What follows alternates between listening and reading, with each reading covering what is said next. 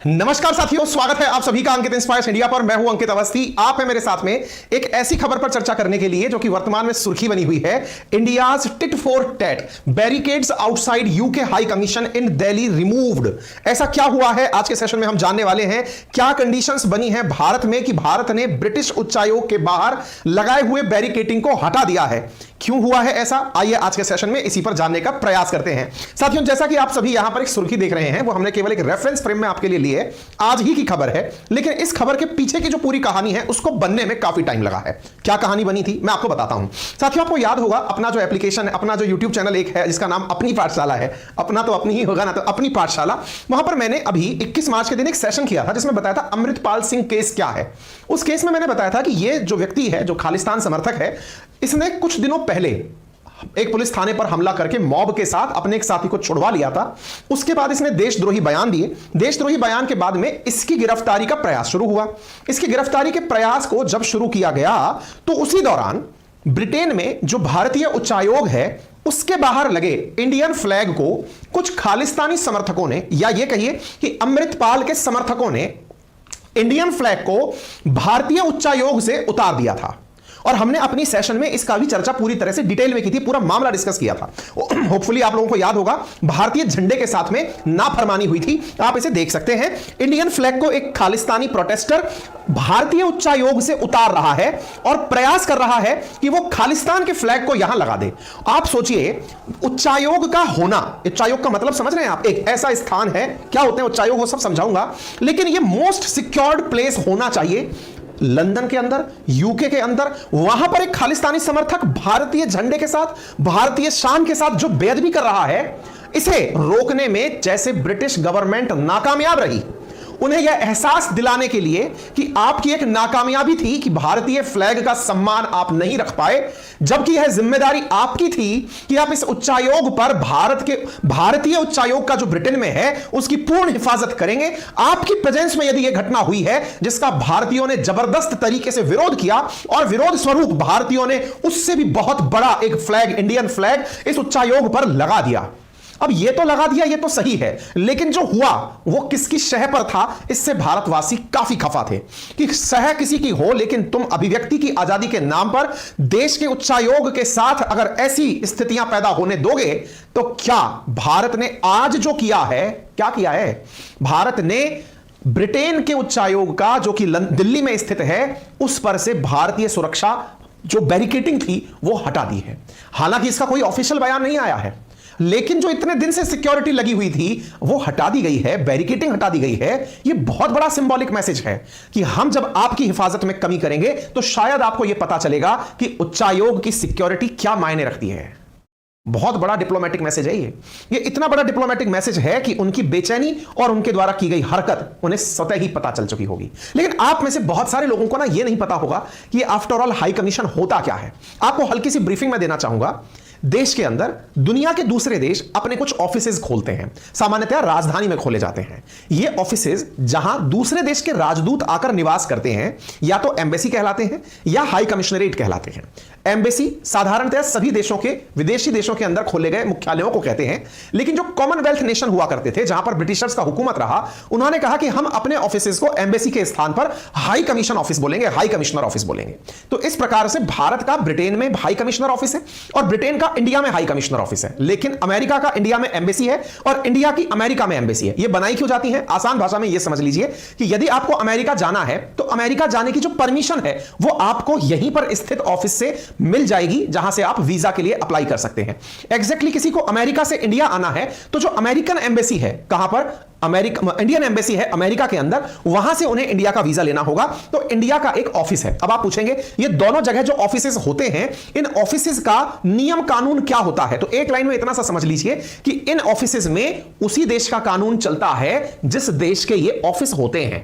उदाहरण के लिए इंडिया में अगर ब्रिटिश हाई कमिश्नरेट है तो उस ब्रिटिश हाई कमिश्नरेट के भीतर जो कानून चलेगा वो भारत का नहीं चलेगा, वो ब्रिटेन का चलेगा। सिमिलरली ये जो बिल्डिंग आप ब्रिटेन में देख रहे हैं, इसकी दीवार के अंदर जो कानून चलेगा वो भारतीय कानून चलेगा। दीवार के बाहर भले ही ये ब्रिटेन में है तो ब्रिटिश कानून चले, लेकिन इसके भीतर भारतीय कानून चलेगा। अर्थात यहां पर रहने वाले कर्मचारियों पर कोई भी पनिशमेंट या कार्रवाई होगी तो वो भारतीय कानूनों के हिसाब से होगी, ना कि उस देश के कानून के हिसाब से। तो उम्मीद है कि आप इस शब्द का मतलब समझ पाएं। ठीक है, तो मैंने पहले इस विषय वस्तु को समझाने का प्रयास किया, तब जाकर आप इसको बेहतर तरीके से समझ पाएंगे। अर्थात यदि मैं इस एम्बेसी की बात कर रहा हूं, इस हाई कमिश्नर की बात कर रहा हूं, कमिश्नरेट की, जो कि ब्रिटेन में स्थित है, ये प्रेमाइसिस, इस प्रेमाइसिस के भीतर इंडियन गवर्नमेंट का कंट्रोल है, लेकिन इसके बाहर इसकी सुरक्षा की जिम्मेदारी अकॉर्डिंग टू वियना कन्वेंशन उस देश की है जिस देश में हमने यह अपनी बिल्डिंग बना रखी है।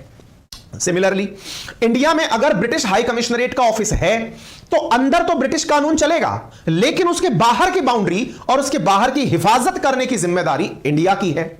अब इंडिया वालों ने वहां से बैरिकेडिंग हटा दी। इसका सीधा सा मतलब यह है कि अब तुम्हारी सुरक्षा तुम्हारे हवाले। सीधा सा अर्थ यह है, हमें नहीं लगता कि आपको इतनी ज्यादा टेंशन होनी चाहिए, हमने आपकी सिक्योरिटी हटा ली। असल में हमने कोई इंसान नहीं हटाया है, हमने बैरिकेडिंग हटा दी। और जब बैरिकेडिंग वहां से हटाई गई है तो यह इतना बड़ा मैसेज है कि अगर किसी को इंडिया में जाकर आपके यहां प्रोटेस्ट करना हुआ तो हम कह सकते हैं कि हम नाकामयाब थे, हम मॉब को कंट्रोल नहीं कर पाए। क्यों? क्योंकि आपके यहां पे भी तो ऐसा हुआ ना, आपकी प्राइम डेस्टिनेशन पर कुछ मुट्ठी भर लोग आते हैं, भारत के राष्ट्रीय ध्वज के साथ बेअदबी करते हैं और आप देखते रह जाते हैं। यह कैसी सिक्योरिटी व्यवस्था है? और अगर आपकी इतनी कमजोर सिक्योरिटी व्यवस्था है तो चलिए आपको थोड़ा जैसे को तैसा जो शब्द है उसका प्रयोग करके दिखा दें। तभी तो इंडियाज टिट फॉर टैट, जैसे को तैसा। अगर तुमने हमारी एम्बेसी, हमारी जो वहां पर हाई कमिश्नरेट ऑफिस था, उसकी सिक्योरिटी में कमी छोड़ी, जिसके चलते कुछ सेपरेटिस्ट और अलगाववादी लोग अपने मंसूबों में कामयाब हुए, भारत के बेदबी में या फिर विभाजनकारी गतिविधियों में लिप्त हुए, अब हम तुमको एहसास दिलाते हैं कि इस तरह की हरकतें करना कितना मुश्किल होना चाहिए। साथियों, आपको ज्ञात होगा भारत की तरफ से निरंतर बहुत सारे सिख संगठन इस घटना का विरोध कर रहे हैं और साफ कह रहे हैं कि यह इंडिया के खिलाफ किया गया एक षड्यंत्र है। और सभी सिख जो कि भारतीय हैं तो उनका मानना है कि यह भारत को विभाजनकारी लोग हैं जो भारत के विरोध में ऐसी गतिविधियां कर रहे हैं। ऐसी स्थिति में भारत की तरफ से, विदेश मंत्रालय की तरफ से अब ब्रिटेन के उच्चायुक्त को समन करके, डिप्लोमेट को समन करके कहा गया कि आप लोगों ने जो हमारे साथ में वहां सिक्योरिटी ब्रीच किया है, हम उससे सख्त खफा हैं। भारत ने अपनी तरफ से तो शिकायत दर्ज करा दी और उधर ब्रिटिश हाई कमिश्नर, जब हमने इंडिया का जो वहां कमिश्नर बना रखा है, हाई कमिश्नरेट ऑफिस जो बना रखा है, जिस पर फ्लैग के साथ बेअदबी हुई थी, वहां पर बड़ी मात्रा में भारतीय लोगों ने पहुंचकर भारतीय ध्वज लेकर भारत की एकता और भारत की ताकत को दिखाने का प्रयास किया है। पर यह सब हो क्यों रहा है? यह सब होने के पीछे किनका स्वार्थ है? निश्चित ही जो भारत को तोड़ना चाहते हैं, और भारत उन लोगों को अब उन्हीं की भाषा में जवाब देने की तैयारी कर रहा है। लेकिन क्या यह कहीं आदेश आया था? कहीं आदेश नहीं आया। दिल्ली पुलिस का कोई ऑर्डर था जिसके चलते उन्होंने बैरिकेडिंग हटा दी और वो नेशनल मीडिया में सुर्खी बन गई। India tit for tat, barricade outside UK high commissioner, Delhi remove. आप इधर देखिए, security barricade around British high commission resident of high commissioner Alex Ellis removed. यानी भारत के अंदर जहां हाई कमिश्नर का ऑफिस है उसके बाहर की सिक्योरिटी हटा दी। इसके साथ साथ जहां हाई कमिश्नर का रेजिडेंस है, ऑफिस के बाहर भी हटा दी, रेजिडेंस के बाहर भी हटा दी। और इसके हटाने के पीछे का उद्देश्य लोगों को स्वतः ही समझ में आ गया। अब मैं आपको तस्वीरें दिखाता हूं ताकि आप इस बात को समझ पाएं। मैं आपको तस्वीर दिखाऊंगा इंडिया में उन एम्बेसी के क्षेत्र की, चाणक्यपुरी क्षेत्र की, जहां से ये तस्वीरें निकल कर आ रही हैं। ये तस्वीरें देखिए जो अखबारों में, ट्विटर पर चल रही हैं। ये पहचान है कि यहां पर कभी बैरिकेडिंग लगी हुई थी। ये ताजा ताजा उखड़ने के निशान हैं, रेजिडेंस के बाहर के उखड़ने के निशान हैं। ये देखिए, यहां पर कभी इस प्रकार से सुरक्षा के लिए बैरिकेड लगा हुआ था कि कभी कोई इसमें अंदर जाने का प्रयास करेगा तो उसे रोक लिया जाएगा। ये तस्वीरें बयान करती हैं कि किस प्रकार से, यहां देखिए सैंड बैग्स लगे हुए थे। कभी इस हाई कमीशन ऑफिस के बाहर, यह अपना दिल्ली का चाणक्यपुरी एरिया है जहां पर दुनिया भर की एम्बेसीज, मैक्सिमम एम्बेसीज या हाई कमिश्नर ऑफिस दिल्ली के चाणक्यपुरी में ही बने हुए हैं। हाईली सिक्योर्ड और सेंसिटिव एरिया है। यहां पर देखिए ये सैंडबैग्स जो होते हैं ना, सामान्यतया कि कल को कोई अटैक वटैक हो जाए तो इन सैंडबैग्स की आड़ लेकर के अटैक को मतलब रिप्लाई दिया जाता है। अब वो भी हटा दिए गए हैं, तो यहां से एकदम तस्वीर साफ हो चुकी है, नीट एंड क्लीन एकदम माहौल बना दिया गया है। यानी अब ये रेजिडेंस इजीली विजिबल है और इजीली ये दिखाया जा रहा है कि आपको कोई स्पेशल ट्रीटमेंट आपकी सिक्योरिटी के लिए नहीं देंगे। भारत भी खूब सुरक्षित है और भारत के अंदर भी लोगों को आप ही की तरह फ्रीडम ऑफ एक्सप्रेशन है। संभव है कि आपके सामने फ्रीडम ऑफ एक्सप्रेशन के नाम पर लोग आकर खड़े हो जाएं और आपके साथ कुछ बेअदबी कर दें, वे आपका अपना एडेक हो सकता है। आप यहां पर पत्रकारों को देख सकते हैं जो जाकर के इस हुए चेंजेस को अपने कैमरों में कैद कर रहे हैं। यह खबर इंडिया में ही नहीं, अब नेशनल मीडिया के साथ साथ इंटरनेशनल मीडिया में भी सुर्खी बटोर रही है। कुछ इस तरह से पहले यहां पर बैरिकेड्स लगे हुआ करते थे, यानी किसी को जाना होगा तो प्रॉपर सिक्योरिटी चेक्स के थ्रू, प्रॉपर सिक्योरिटी सर्विसेज से निपट कर जाना होता था। आज यहां पर कोई नहीं है, आज यहां पर केवल पत्रकार हैं, पूरी फोर्सेस यहां से हटी हुई हैं। आपको इसके बाहर ऐसा लग रहा है कि अंदर शायद कोई अब रह ही नहीं रहा है, बिल्कुल खुला खुलासा एहसास आपको हो रहा है। कोई भी सिक्योरिटी एजेंसी का पर्सनल आपको यहां नहीं दिखाई दे रहा है। एक भाई साहब खिड़की में जरूर आपको यहां पर दिखाई दे रहे हैं, इसके अलावा रोड पर कोई नहीं है। जबकि सामान्य दिनों में यहां पर कुछ इस प्रकार से पुलिस की व्यवस्था रहती है, पूरी तरह से बैरिकेडिंग रहती है, जो यहां पर पूरी तरह से सिक्योरिटी की जिम्मेदारी लेकर चलती है। तो ये तस्वीरें दिखाती हैं कि पहले जो बहुत अच्छे से गढ़े हुए बैरिकेड थे, आप देखिए यहां पर गढ़े हुए बैरिकेड के गड्ढे आपको दिखाई दे रहे हैं, उनको उखाड़ा गया है कि भाई हटाओ यहां से। और इस जगह को देख करके जैसे आपको एकदम वर्ल्ड क्लास की सी फीलिंग आ रही है। असल में ये जो फीलिंग है ना, ये आ रही है असल में आपके दिल्ली के चाणक्यपुरी से। हमारी एम्बेसी एरिया है ये, कभी जाएं तो इसमें चक्कर काट के आइएगा तो आपको फीलिंग आ जाएगी कि कितना गजब क्षेत्र है ये। इस तरह से यहां पर जो और बैरिकेडिंग गड़ी थी सब हटा दी कि नहीं साहब, कोई अभिव्यक्ति बाई चांस देने आ जाए तो हम उसको कैसे कंट्रोल करें। पहले कोई लोग आते थे तो उन्हें रोक लिया करते थे, लेकिन फ्रीडम ऑफ एक्सप्रेशन के नाम पर किसी को ब्रिटेन से गुस्सा हो, बाई चांस आपके पास आ जाए, तो ऐसी स्थिति में हम भी तो उन्हें फील कराएं ना, हम भी लोकतांत्रिक हैं, हम भी लिबरल हैं, हम भी तो ये दिखाएं कि हां भाई सबको आजादी है अभिव्यक्ति की। फिर आप कुछ परेशान हो तो हम आपको केवल बता रहे हैं क्योंकि हमने जैसे को तैसा की कहानी पढ़ी थी, टिट फॉर टैट सीखा था। उम्मीद है कि आप लोगों को यह बात समझ में आ रही हो। अच्छा, ये सब बातें आपको समझ में आ रही हो तो लेकिन मन में पैरेलली एक चीज और चल रही होगी, दैट इज अमृतपाल, जिसके कारण यह सारा काम हो रहा है। वो खालिस्तानी व्यक्ति जो खालिस्तान के समर्थन में लोगों को बरगलाने और पंजाब में अस्थिरता और अशांति फैलाने के लिए जिम्मेदार हो रहा है। एक ऐसा ही व्यक्ति पहले भी जिम्मेदार हुआ था, नाम था जिसका भिंडरेवाला। उसके लिए चलाया गया था ऑपरेशन ब्लू स्टार, एक ऐसा ऑपरेशन जिसके अंदर उस खालिस्तानी समर्थक को मारने के लिए इंदिरा गांधी जी ने प्रॉपर प्लानिंग के साथ कार्रवाई की थी। तो पंजाब में आतंकवाद का पनपना, खालिस्तानी आंदोलन का होना और उसके बाद में 1984 के जो दंगे भड़के, क्योंकि खालिस्तान के खात्मे के लिए इंदिरा गांधी जी के द्वारा लिए गए कार्रवाई और एक्शन में अमृतसर के स्वर्ण मंदिर में जाकर छिप गया था यह भिंडरेवाला, जिसे वहीं ढूंढकर मारा गया था। जिसके चलते इंदिरा गांधी जी के बॉडीगार्ड ने, जो कि एक सिख बॉडीगार्ड था, उसने इंदिरा गांधी जी को गोली मार दी और उनका असैसिनेशन हो गया। इस पूरी घटनाक्रम ने देश को झकझोर दिया था। यदि आप सुनना चाहते हैं इस पर एक ऑडियो बुक, तो मैंने आपको रेफर कर दिया है कुकू एफएम, जिसका लिंक मैंने कमेंट बॉक्स में पिन किया है। आप वहां जाकर इस ऑडियो बुक को सुन सकते हैं। एक ऐसा प्लेटफॉर्म जहां पर 10,000 से ज्यादा ऑडियो बुक्स हैं जिन्हें आप सुन सकते हैं, साथ में बहुत ही स्पेशल फीचर्स का लाभ ले सकते हैं, जैसे ड्राइविंग मोड फीचर का, सेविंग नोट्स फीचर का, स्लीप टाइमर फीचर का। इन फीचर्स का लाभ उठाते हुए आप ऑडियो बुक्स को ना केवल सुन सकेंगे बल्कि अपने हिसाब से उन्हें पर्सनलाइज कर सकेंगे। संभव है आपको लगता है कि मुझे रात को 10 बजे बाद नींद आ जाएगी, ऑडियो बुक चलाकर सो जाऊं, थोड़ी देर बाद खुद से बंद हो जाए, तो आप इस मोड का यूज ले सकते हैं, जिसका अक्सर मैं उपयोग करता हूं। इसको यूज करने की कीमत क्या है? 10,000 ऑडियो बुक्स सुनने की कीमत है मात्र 99 रुपीज। और भी यदि आपने उसमें अंकित 50 रेफरल कोड लगा दिया तो पर मंथ 10,000 ऑडियो बुक्स आपको सुनने को मिलती हैं मात्र 49 रुपीज में। कहां से डाउनलोड करें? कमेंट बॉक्स में लिंक पिन किया हुआ है, जहां से जाएं और आज ही अपने लिए कुकू एफएम डाउनलोड कर लें। प्ले स्टोर पर उपलब्ध है। और तो और यदि आपको एक बार सुनने के बाद में यह पसंद आ रहा है तो आप नेक्स्ट मंथ फिर से इसे रिकमेंड कर सकते हैं, सुन सकते हैं, लेकिन 99 रुपीज पर मंथ के साथ। ठीक है साहब? तो जब ऑपरेशन ब्लू स्टार से अमृतपाल की कहानी बनी तो आपके दिमाग में एक प्रश्न आना शुरू हुआ। क्या प्रश्न आना शुरू हुआ? कि वर्तमान समय के अंदर जो भारत ने एम्बेसी के साथ कार्य किया है, क्या अंतरराष्ट्रीय समुदाय इसके लिए कोई नियम कानून बनाता है या व्यवहार में ही सब चलता है? बोले मतलब क्या कहना चाहते हो? बोले जैसे हमारे कोई शादी फंक्शन में कोई व्यक्ति आता है तो उसको हम सम्मान देते हैं, लेकिन लिखित में नहीं होता कहीं भी कि ये आएगा तो इससे पानी पूछना है, फिर इनको बिठाने की जगह बतानी है, फिर इनको कमरा बताना है, फिर इनके आगे पीछे घूमना है। ये लिखित कन्वेंशन नहीं है, संस्कार है कि लोग ऐसा कर लेते हैं। तो क्या ऐसा अंतरराष्ट्रीय स्तर पर कुछ लिखित में नियम कानून है क्या कि इंडिया की जब हाई कमिश्नरेट ऑफिस ब्रिटेन में होगी तो वो लोग लंदन के अंदर जहां होगी वो हमारी हिफाजत करेंगे, या फिर हमारे नई दिल्ली में होगी तो हम लोग उनकी हिफाजत करेंगे? ऐसा कुछ है क्या? जी हां, ऐसा भी है। क्या है? Vienna convention. दुनिया के 193 देश जिस कानून को मानते हैं कि दुनिया में किसी एक का ऑफिस अगर दूसरे देश के ऑफिस में होगा तो उसकी हिफाजत की जाएगी, यह एक लिखित कन्वेंशन है और इसे वियना कन्वेंशन के नाम से जाना जाता है। हाल ही में कहा जाए तो यह वियना कन्वेंशन में लिखे गए आर्टिकल 22 का वायलेशन ब्रिटेन ने हमारे साथ किया है।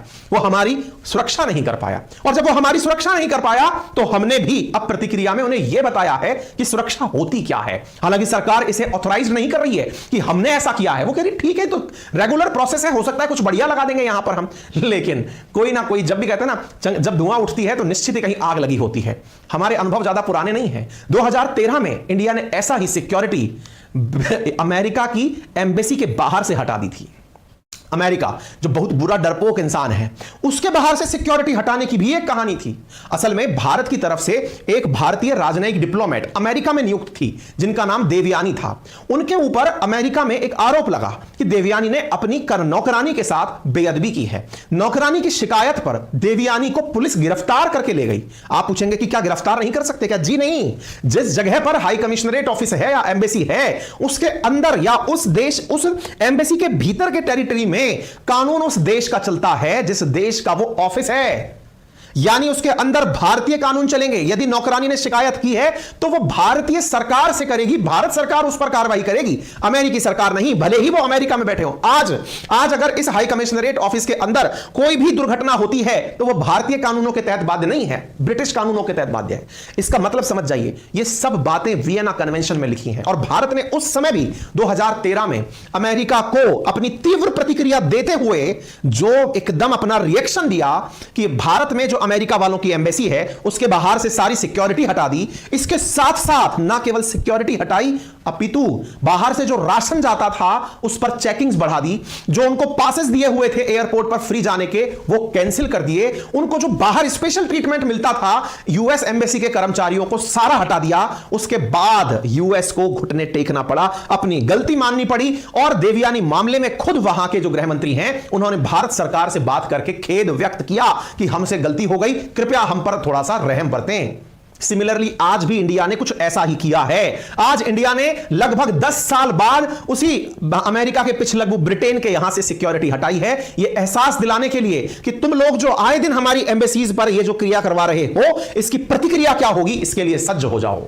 अब तक आपको यह समझ में आ चुका होगा कि एम्बेसी और हाई कमीशन क्या होते हैं। जहां एम्बेसी सभी देश एक दूसरे के भीतर जो कि जिनके बीच में डिप्लोमेटिक रिलेशन है वो बनाते हैं। हाई कमीशन का जो सिस्टम है ये जो कॉमनवेल्थ नेशंस हैं उनके द्वारा बनाई जाती है। भारत में कहां बनी हुई है तो दिल्ली देश की राजधानी, और देश की राजधानी में चाणक्यपुरी, ये वाला क्षेत्र जहां पर देश भर कितने सारे देशों की आप एम्बेसीज देख सकते हैं, UAE, Bulgaria, Mauritius, Singapore, Uzbekistan, Bhutan, Turkey, इस तरह से सारे झंडे जो लगे देख रहे हो, ये चाणक्यपुरी का एम्बेसी मैप है। इतनी सारी एम्बेसीज यहां बनी हुई हैं। ऐसे ही आप मैप देख रहे हो ब्रिटिश हाई कमीशन का, जो कि आपको यहां पर दिखाई पड़ रहा है नेहरू पार्क के सामने ही। ठीक है, दिल्ली के अंदर हाई कमिश्नरेट एरिया कितना खूबसूरत दिखता है, इस वीडियो से आप अंदाजा लगा सकते हैं किस तरह से चाणक्यपुरी के अंदर बहुत सारी एम्बेसीज लाइन से क्रमागत तरीके से लगी हुई हैं, खूबसूरती के साथ यहां पर बहुत अच्छे से वेल मैनेज्ड और मेंटेन्ड है। आप इन्हें तस्वीरों के माध्यम से देख और समझ सकते हैं। ठीक है, इसी जगह पर अब सवाल बड़ा बनता है। ब्रिटिश हाई कमीशन से पूछा गया कि आपके बाहर का सब बैरिकेड हटा दिया, क्या कहेंगे आप? इन्होंने कहा we do not comment on security matters. कर कैसे सकते हो, वो तो हमारा अपना मामला है ना,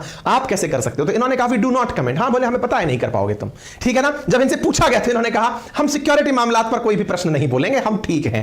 आपको याद होना चाहिए ये सारी प्रक्रियाएं वियना कन्वेंशन से बनी है। वो प्रक्रिया जो शुरू हुई थी 1961 में, जो पूरी हुई 1964 में, जिसमें 193 देश सिग्नेटरी हैं। दुनिया के अधिकांश देश, सूडान और एक छोटा सा देश है पपुआ नाम से, क्या नाम पपुआ है कि नाम क्या है, मिस कर गया इसका। केवल ये 2 देश हैं जो इसके सिग्नेटरी नहीं है, बाकी सभी देश इसके सिग्नेटरी हैं, जिन्हें आप यहां पर देख सकते हैं। इसका आर्टिकल 22 वियना कन्वेंशन का, जो देश के अंदर जो डिप्लोमेट्स आते हैं उनकी सुरक्षा के लिए जो आर्टिकल 22 है, barring any right of entry by law enforcement officers of the receiving state imposing on the receiving state a special duty to protect the premises against intrusion, damage, disturbance of the peace और infringement of the dignity. असल में इसका breach किया है Britishers ने हमारे साथ। जो ब्रिटेन के अंदर, लंदन के अंदर भारतीय उच्चायोग है, उसके साथ जो बेअदबी हुई है, असल में उन्होंने आर्टिकल 22 ऑफ वियना कन्वेंशन का ब्रीच किया है।